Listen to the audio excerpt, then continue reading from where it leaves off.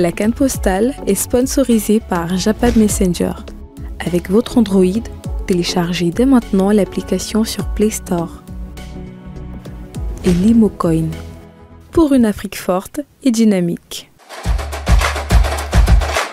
L'archipel du Cap-Vert se trouve au cœur de l'océan Atlantique, au large des côtes du Sénégal, de la Gambie et de la Mauritanie.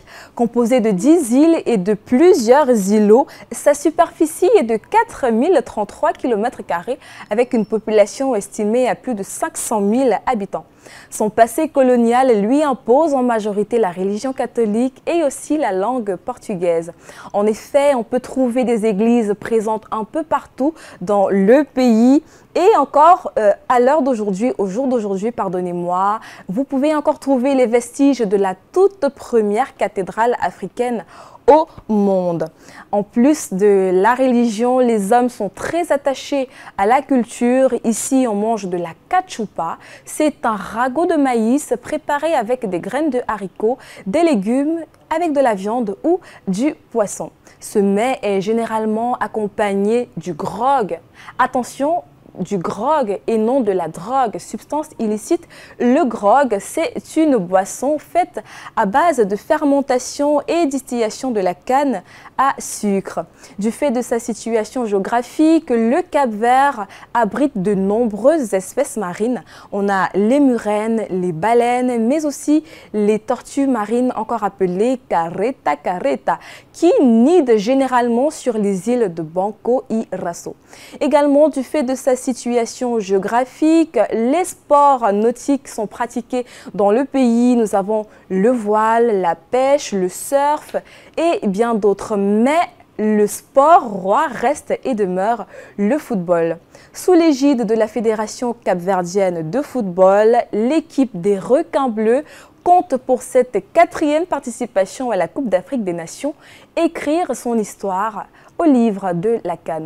Avant cela, replongeons un peu dans les éditions passées auxquelles le Cap-Vert a participé. Regardez.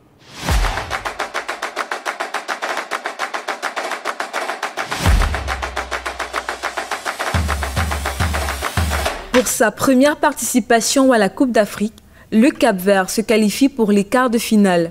Une qualification obtenue à l'issue de son match contre l'Angola avec un score de 2-1. Cette même année, l'équipe des Requins Bleus fait montre d'une progression et pas des moindres. Elle passe de la 177e place au classement FIFA en 1999 à la 39e en décembre 2014 sous la supervision du coach capverdien Lucio Antunes. En 2015, l'équipe nationale du Cap-Vert participe à sa 2e Coupe d'Afrique. Les joueurs de cette sélection, à l'instar du capitaine Ryan Mendes, évoluent dans le groupe B aux côtés de la Tunisie, la RD Congo et la Zambie. Pour son entrée en lice dans la compétition, le Cap-Vert fait un match nul avec la Tunisie après plusieurs occasions ratées. En effet, c'est à 20 minutes de la fin du match que les Aigles du Carthage ouvrent le score avant d'être rattrapés au filet par les Bleus. L'équipe finit 3e au classement de la poule B. Le voyage s'achève ici en quart de finale face au Ghana sur un score de 2-0. 2022, les Requins Bleus sont de retour dans la compétition dans la poule B aux côtés du Burkina, l'Éthiopie et le Cameroun, pays hôte de cette édition. Le Cap-Vert débute ce tournoi par un succès face à l'Éthiopie grâce au but de Julio Tavares à la 46e minute de jeu. Cette victoire le classe directement 2e derrière le Cameroun. Mais la compétition se corse. Les Requins voient peu à peu la place en 8e de finale leur filer entre les doigts. Heureusement, l'équipe accède aux 8e de finale en prenant la 3e place au match de poule, derrière le Cameroun et le Burkina. Malgré la hargne de vaincre, l'aventure s'arrête pour les Requins en 8e de finale, stoppés net par les Lions de la Teranga sur un score de 2-0.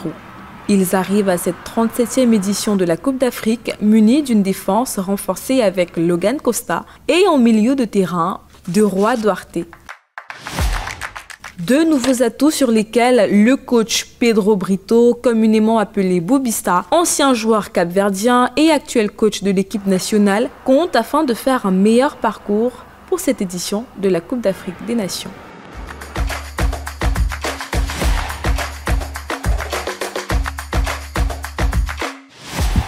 Attention, Kevin Georges Ramos, à ne pas commettre cette erreur, sinon tu auras certainement des problèmes avec les Cap-Verdiens. Vous venez de suivre l'histoire des requins bleus aux éditions des Cannes passées. Rendez-vous en Côte d'Ivoire pour cette nouvelle aventure. Restez sur Global Télévision. La canne postale vous a été proposée par Japap Messenger et Limo Coin pour une Afrique forte et dynamique.